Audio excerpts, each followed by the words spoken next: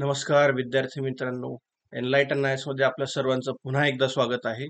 बघा, रिसेंटली एक कन्सेप्ट चर्चेमध्ये आहे, ती आहे अर्बन हीट आइसलँड आणि आपण त्याचा अनुभव सुद्धा घेत असू. काय होतंय की सिटी एरिया जो आहे तो कम्पॅरेटिव्हली इतर रुरल किंवा सेमी रेसिडेन्शियल एरिया असेल, सेमी अर्बन किंवा सबअर्बन एरिया असेल, यापेक्षा काय चाललंय इथं हीट जास्त आहे. याला अर्बन हीट आइसलँड इफेक्ट असं म्हणतात. आपण आज बघूया की एक्झॅक्टली ही कन्सेप्ट काय आणि तिचा इफेक्ट कसा होतो. So once again, I welcome you and request you to like, subscribe, and share the video. Lecture PDF will be available on Telegram channel. The link has been given in description box. बघा, अलीकडे काय होतं, भारतात अनेक भागात आहे, विशेषतः शहरामध्ये उष्णतेच्या लाटा येत आहेत. इथं लक्षात, टेम्परेचर काय होत चाललंय, वाढत चाललेलं आहे आणि उष्ण लाटांचा अनुभव आपल्याला येतोय.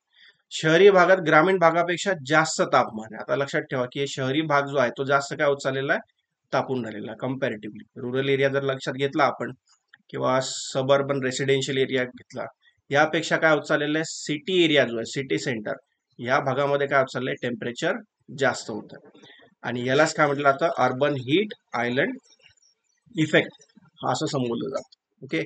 आणि दिवसेंदिवस सिटीमधलं टेम्परेचर काय होत चाललेलं आहे, वाढत चाललेलं आहे. याला अर्बन हीट आइसलँड असं इफेक्ट असं म्हणतात. आता ही शहरी उष्णता बेटे मराठीमध्ये म्हणायचंच म्हटलं तर आपण काय म्हणू शकतो, याला शहरी उष्णता बेट प्रभाव. ओके, हे म्हणू शकतो. तर अर्बन हीट आइसलँड इफेक्ट काय, तर ही एक शहरी उष्मा बेट ही जी आहे ही एक स्थानिक किंवा आणि तात्पुरती घटना आहे, ज्यामध्ये शहरे आणि शहरातील काही भाग त्याच्या आसपासच्या क्षेत्रापेक्षा जास्त उष्णतेचा भार काय करतात, अनुभवतात. म्हणजे कम्पॅरेटिव्हली हीट जी आहे सिटीमध्ये ती कशी आहे, जास्त आहे आणि शहरात जास्त उष्णतेचा अनुभव येतो. आता ही वाढ कशी झालेली, मुळात शहरामध्ये जी वाढ झालेली आहे त्याचं मूळ कारण काय, तर कॉन्क्रिटीकरण. कॉन्क्रीट पासून बनलेल्या शहरातील इमारती आणि घरांमुळे येथे उष्णता जी आहे ती काय होऊन जाते, अडकली जाते, टॅप होऊन जाते हीट आणि सहज निसटू शकत नाही. एअर जी आहे तिचं अभिसरण पण होत नाही, हवेचं अभिसरण होण्याला पण काही जास्त वाव नसतो. त्याच्यामुळे काय होतं, इतर भागापेक्षा शहरातील तापमान 30 ते 5 अंश सेल्सिअस याच्याने काय होऊन जातं, वाढून जातं. लक्षात ठेवा, ही एक लोकल फेनॉमेना, टेम्पररी तात्पुरती घटना आणि शहरांमध्ये जास्त करून होते ती सिटीमध्ये. आता लक्षात ठेवा, थेट सूर्यप्रकाशात, आता सूर्यप्रकाशात आता एक कन्सेप्ट आहे जी आय होप तुम्ही लक्षात ठेवाल किंवा ती वाचली असेल. त्याच्यामध्ये हीट बॅलन्स आहे बघा अर्थचा. ओके, अर्थमध्ये सूर्यप्रकाशातून येणारी उष्णता आणि पृथ्वीतून बाहेर निघणारी उष्णता, तो हीट बॅलन्स असतो. त्यामुळे सूर्यप्रकाश जो येतो आपल्याकडे तो काय करतो, गडद कोरड्या पृष्ठभागापेक्षा भागांचं तापमान जे आहे ते दिवसा 88 डिग्री सेल्सिअस पर्यंत पोहोचू शकतं. म्हणजे सूर्यप्रकाशाकडून येणारी जी उष्णता आहे किंवा ऊर्जा किरण जी आहे ती आल्याने काय होऊ शकतं, गडद एक तर डार्क असेल मटेरियल किंवा कोरडा पृष्ठभाग असेल तिथलं तापमान 88 डिग्री सेल्सिअस पर्यंत जाऊ शकतं. आणि त्याच परिस्थितीत ओलसर माती आणि वनस्पतीयुक्त पृष्ठभाग असेल तर त्या ठिकाणी केवळ ते 18 डिग्री सेल्सिअस पर्यंत राहू शकतं. म्हणजे हा सरफेसचाच एक इम्पॉर्टंट पार्ट इकडे पार्ट प्ले केला जातो. मग शहरामध्ये काय, शहरामध्ये कॉन्क्रीट आहे, सिमेंट आहे, धातूचे पृष्ठभाग आहे, डांबर आहे. हे काय करतात, ऊर्जा प्रतिबिंबित करण्याऐवजी शोषून घेतात. हे रिफ्लेक्ट नाही करत, म्हणजे एनर्जी ही हीट जी आहे ती रिफ्लेक्ट न करता काय करतात, ते तिथंच काय करतात, टॅप करून घेतात. बरोबर. त्यामुळे शहरातील तापमान काय होतं, वाढतं. ही जी उष्णता बाहेर फेकण्याची जी क्षमता असते त्याला अल्बेडो असं म्हणतात. मग शहरामध्ये अल्बेडो कसा असेल, कमी असेल, म्हणजे पृष्ठभागाची परावर्तित करण्याची शक्ती कशी आहे, कमी.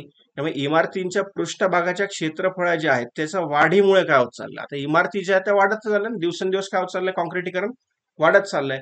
त्याच्यामुळे परावर्तनापेक्षा काय होत आहे, अधिक सौर विकिरण काय केले जातात, शोषून घेतले जातात. जर अधिक सौर किरण शोषून घेतले जात असतील काय होईल, जास्तीत जास्त हीट काय होईल, अजून तिथं टॅप होईल आणि आपण बघतोच इकडे टेम्परेचर काय होईल, वाढेल. तर अर्बन हीट आइसलँड हा इफेक्टच आहे. बघा इथं तुम्ही बघू शकतात की हा जो रुरल एरिया आहे जिकडे काय ग्रीनरी आहे, ओके, इथं झाड आहे खूप सारे, इथं टेम्परेचर कसं आहे, कमी आहे.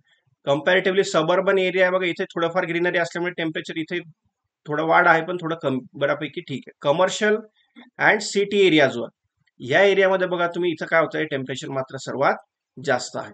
इथे लक्षात, पार्क्स असतील तर काय होईल, टेम्परेचर कमी होईल. पण आपण पार्क्स वगैरे जे आहेत शहरामध्ये ते खूप मोठ्या प्रमाणात नसतील तर काय होईल, टेम्परेचर अजून वाढेल. इथे लक्षात. त्यामुळे हे लक्षात घेतलंच पाहिजे की फार्मलँड्स असतील किंवा रुरल एरिया, ग्रामीण भाग असेल, तिकडे वनस्पती वगैरे खूप मोठ्या प्रमाणात असतात, तिथं टेम्परेचर कसं असेल, कम्पॅरेटिव्हली कमी. शहरामध्ये टेम्परेचर कसं असेल, जास्त.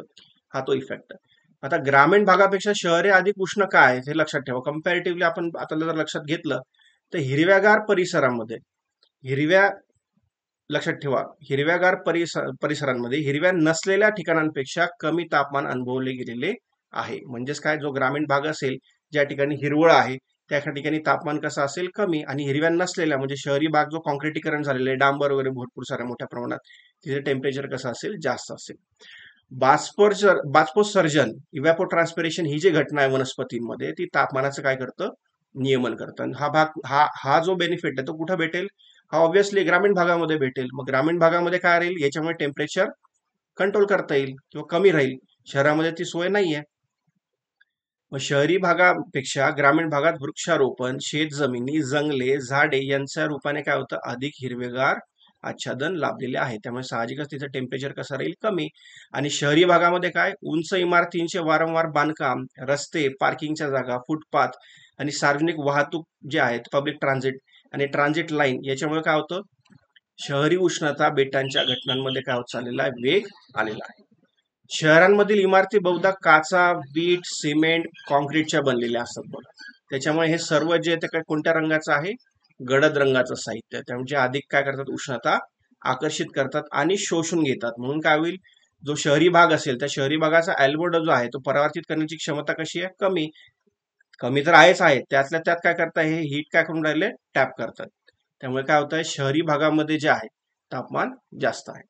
आता याची कारणं काय ती लक्षात ठेवा. आता बांधकामामध्ये अनेक पटींनी वाढ झाली बघा. शहरं जी आहे ती काय होत चालली, एक्सपांड होत चालली, बरोबर. शहराच्या विस्तारीकरणामुळे काय होतं, शहरी निवासस्थानांपासून जटिल पायाभूत सुविधा, डांबर, कॉन्क्रीट सारख्या उष्णता शोषक सामग्रीचा काय होत चाललाय, वापर मोठ्या प्रमाणात होतं. आणि ते काय करतात, प्रचंड प्रमाणात उष्णता अडकवतात किंवा ते शोषून घेतात. त्याच्यामुळे शहरी भागाचं तापमान काय होतं, वाढायला लागतं. दुसरा महत्वाचा मुद्दा आहे तो म्हणजे गडद पृष्ठभाग, डार्क सर्फेसेस. याच्यामुळे काय होतं, शहरी भागात आढळणाऱ्या अनेक इमारतींचे पृष्ठभाग जे आहेत ते कसे आहेत, गडद आहे. त्यामुळे अल्बेडो का होईल, कमी होईल, हीट टॅप होईल. हे एक महत्वाचं कारण इकडे. पुढे एअर कंडिशनिंग आहे बघा. आता गडद पृष्ठभाग असेल, हीट टॅप होत असेल तर इमारतींना अधिक वेगाने काय होतील, गरम होतील. आणि त्या जर थंड करायचे असेल तर काय होईल, एअर कंडिशनर जे आहे आणि कंडिशनिंग मधून अधिक थंड होण्याची आवश्यकता त्यांना लाभेल. एअर कंडिशनरची डिमांड वाढेल, ती वाढल्यामुळे काय लागेल, अजून पॉवर लागेल. आणि पॉवर प्लांट्स मधून काय लागेल, अधिक ऊर्जा लागेल. पॉवर प्लांट्स कोणते आहेत आपल्याकडे, मेजॉरिटी पॉवर प्लांट्स कोणते इलेक्ट्रिसिटी प्रोव्हाइड करतात, थर्मल पॉवर प्लांट आहे, जे कोळसाचा वापर करतात. त्याच्यामुळे काय होईल, अजून जास्त उष्णतेची मागणी वाढेल. त्यामुळे अधिक प्रदूषण होईल, अजून काय होईल, त्याच्यामुळे हीट वाढेल. आणि एअर कंडिशनर जे असतात ते वातावरणातील हवेसह उष्णतेची देवाणघेवाण करतात. आतमध्ये थंड हवा आहे, बाहेर काय केली जाते, गरम हवा फेकली जाते.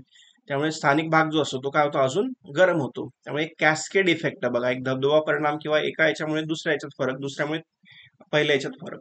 त्यामुळे अशा प्रकारचा हा कॅस्केडिंग इफेक्ट काय होतो, वाढतच जातो. एक तर इथं हीट वाढते, एअर कंडिशनिंगची डिमांड वाढते, परत काय होईल, इलेक्ट्रिसिटीची डिमांड, ग्रीन हाऊस गॅसेस जे ते अजून सोडले जातील. हा असा एक फरक पडतो.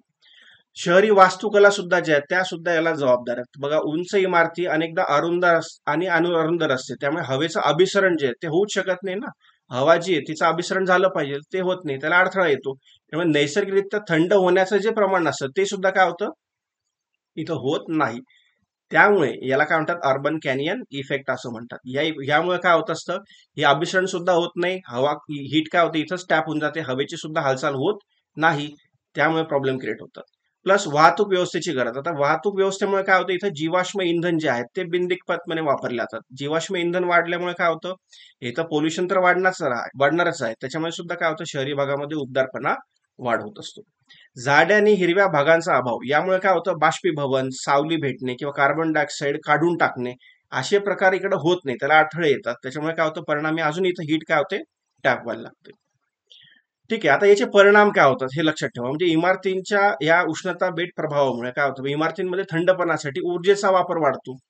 ऊर्जेचा वापर वाढला, पॉवर प्लांट जे आहेत, तिथं काय होईल, जास्त प्रोडक्शन करावं लागेल. त्याच्यामुळे ग्रीन हाऊस गॅसेस जे आहेत ते काय होतील, त्याचं उत्सर्जन वाढेल. त्यामुळे आपण ऑलरेडी ग्लोबल वॉर्मिंगचा प्रॉब्लेम फेस करत आहोत. या ग्लोबल वॉर्मिंगमुळे अजून सुद्धा काय होतं, येथे याची भर पडेल.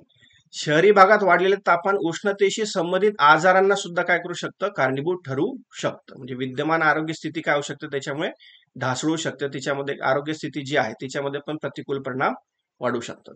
विशेषतः असुरक्षित लोकांमध्ये, जे लोक जे आहेत त्यातल्या त्यात पॉवर्टीमध्ये राहणारे किंवा ज्यांना राहण्याची व्यवस्थित सोयी नाही आहेत वगैरे, तर ह्या लोकांना काय करावं लागतं, हेल्थ रिलेटेड डिसीजेस चा सामना करायला लागेल. आणि आपण बघतोय की उष्माघाताने होणारे मृत्यू याचं प्रमाण सुद्धा काय होत चाललेलं आहे, आपल्याला दिवसेंदिवस दिसत आहेच.